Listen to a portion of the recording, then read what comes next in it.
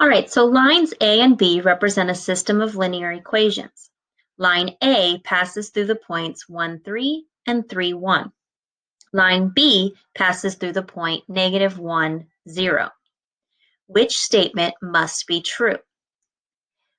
If line B passes through the point 1, 3, then there are infinitely many solutions to the system of equations because line A also passes through point 1, 3.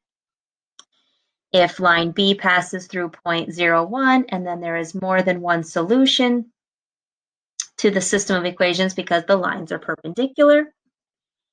If line B passes through the point -2, 1, then there are infinitely many solutions to the system of equations because the slopes are the same.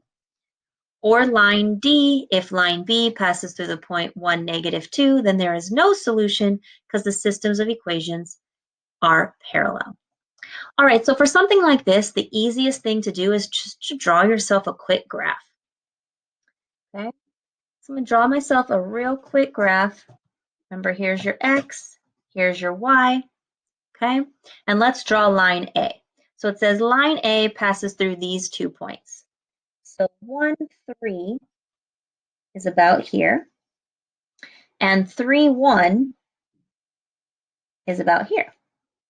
So if like I said, it's just a real quick graph. So here's line A, okay? All right, now let's look at our possible choices. So we know that line B must go through this point, -1, 0. So -1, 0 is here, okay? So now we need to kind of compare what's going on. So it says, well, what if it also passes through 1, 3? So if it passes through 1, 3, which 1, 3, that's here. Okay, this line right here. Does that make these 2 lines infinitely many solutions? Yes or no? If it's yes, great, you found your answer. If it's no, let's move on. Point number B, letter B, there we go. So what if it goes through point 0, 1? Okay, so 0, 1, 0, 1's here. Okay, so again, if it goes through,